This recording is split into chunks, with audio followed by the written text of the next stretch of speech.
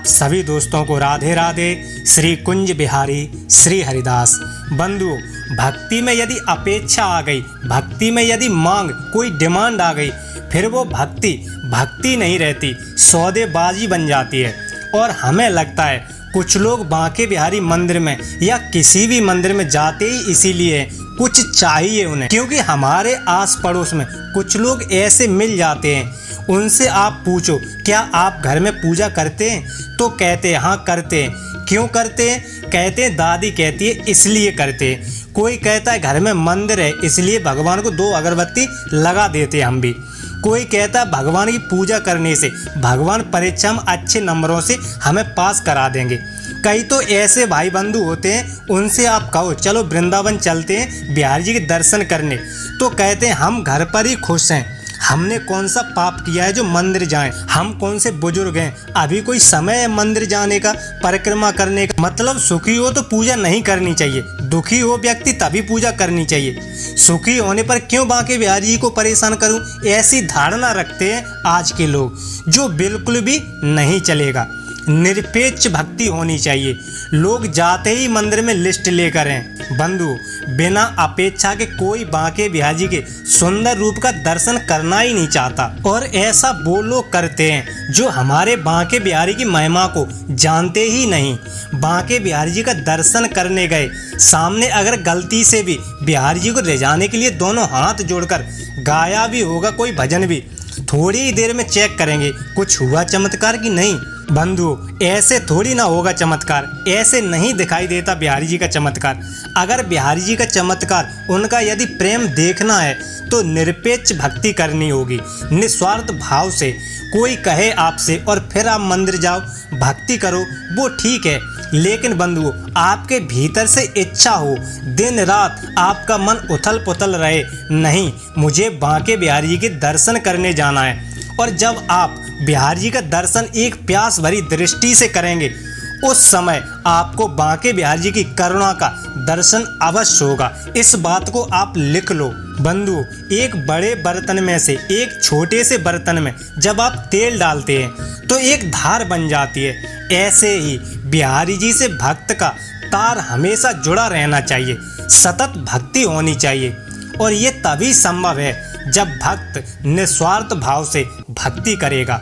इसका मतलब ये नहीं कि बिहारी जी को तुम्हारी प्रॉब्लम दिखाई नहीं देती, आप बताएंगे तभी जानेंगे बिहारी जी, नहीं।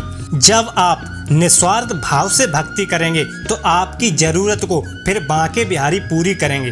बंधु, भक्ति कोई पार्ट टाइम एक्टिविटी नहीं है, अखंड भक्ति होनी चाहिए। सब कुछ करते हुए भी बस बांके बिहारी जी को याद करते रहो, क्योंकि हमारे बांके बिहारी जी साक्षात हैं। और ये अनुभव वृंदावन में रील बनाने से नहीं, बल्कि बिहारी जी के लिए नीर बहाने से होगा। ऐसी एक बांके बिहारी जी की बिल्कुल सत्य घटना मिलती है जो एकदम 100% सत्य है। और ये सत्य घटना अभी गुरु पूर्णिमा से ठीक 2 दिन पहले की है।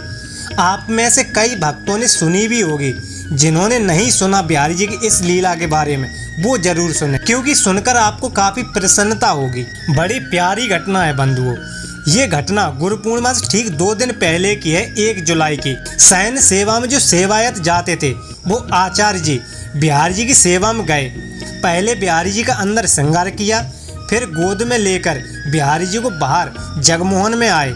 सिंहासन पर विराजे ठाकुर जी, वहाँ पूर्ण श्रृंगार किया जाता है बिहारी जी का। फिर बिहारी जी का दर्शन होता है। वैसे तो बिहारी जी गर्भगृह से दर्शन देते हैं, लेकिन जब फूल बंगला बनता है तो उस समय बिहारी जी भक्तों को नज़दीक विराजमान होकर जगमोहन से सभी भक्तों को दर्शन देते हैं, जो बड़े विशेष हैं भक्तों के लिए। तो आचार्य जी ने दर्शन खोले। उस दिन तो आपने देखी होगी कितनी भीड़ थी मंदिर में। तो उन आचार्य जी ने थोड़ी देर झांकी की बिहारी जी की, दर्शन किया। वैसे भी मैं आपको बताऊं बंधु, आचार्य जी तो हमेशा बिहारी जी के प्रेम में डूबे ही रहते हैं। तो आचार्य जी ने थोड़ी देर बिहारी जी का दर्शन किया और झांकी की, मतलब पर्दे की सेवा दी। फिर आचार्य जी अंदर गर्भगृह में, जहाँ बिहारी जी हमेशा विराजते हैं, जहाँ चांदी का एक सिंहासन है, वहाँ चले गए और वहाँ बैठकर वो पाठ करने लगे महाराज का। आचार्य जी पाठ करते रहे। उधर सामने थोड़ी देर बाद द्वार पर, जहाँ से सभी गोसाई भंडारी निकलकर बाहर जाते हैं, वहाँ एक बुजुर्ग गोस्वामी परिवार के ही कोई बाबा जी थे। वो अपने हाथों में भोग की परात लिए थे। ठाकुर जी का शयन भोग था, तो वो बाबा जी भोग लेकर आए और आचार्य जी को देखकर इशारे से हाथ उठाकर कहने लगे, लाला उठकर भोग लगाए दे।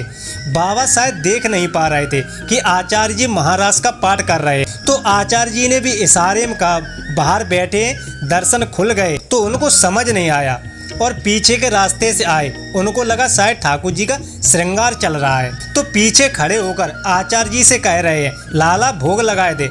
तो आचार्य जी पाठ करने के कारण बोल नहीं रहे थे। अगर बोलते भी तब भी सुनाई नहीं देता, क्योंकि मंदिर में उस दिन काफ़ी भीड़ थी। तो आचार्य जी हाथ के इशारे से कह रहे थे, बाहर ठाकुर जी बैठे हैं, दर्शन खुल गए हैं, आप वहाँ जाइए। पर वो बाबा है कि जाए नहीं, बार बार आचार्य जी से कहें, लाला भोग लगाए दे। तो पीछे कुछ भंडारी बैठे हुए थे। उन्होंने हाथ हिलाकर कहा, महाराज यहाँ कहाँ भोग लग रहा है, समय तो देखो 5:30 बज गए हैं, दर्शन खुल गए हैं, बिहारी जी तो आगे भक्तों को दर्शन दे रहे हैं। तो उन बाबा को एकदम मानो शॉट लगाओ, ऐसे बोले, क्या दर्शन खुल गए? पर मैंने तो यहाँ बैठे देखा। इतना जब सुना आचार्य जी की आंखों में आंसू भर आए। क्या बिहारी जी गोपी गीत सुन रहे थे? बंधुओं, ये कैसे हो सकता है? आप गोपी गीत का पाठ करें और बिहारी जी न सुने। बंधुओं, वो बाबा जी तो आगे चले गए भोग लेकर, पर आचार्य जी ने जैसे तैसे पाठ पूरा किया। तो बंधुओं, कहने का मतलब यही है कि बांके बिहारी जी साक्षात हैं, कोई विग्रह कोई मूर्ति नहीं है। और आप भी इस बात को अपने हृदय में बिठा लो। कहो बिहारी जी को, कैसा भी आए मौसम, खुशियाँ कभी कभी गम, हर मोड़ पर मिलो तुम, ख्वाहिश है ये मेरी, प्यारे ख्वाहिश है ये मेरी। क्योंकि हमें और कुछ नहीं चाहिए आपसे, बस प्यार ये तुम्हारा, जीने का है सहारा, नजरों में बस गया है, नजरों में बस गया है, दीदार ये तुम्हारा, दीदार ये तुम्हारा। तो बंधुओं, वीडियो में बताई गई जानकारी आपको पसंद आई हो, अच्छी लगी हो तो वीडियो को लाइक, चैनल को सब्सक्राइब और हो सके तो अपनों को शेयर जरूर करें। धन्यवाद। राधे राधे।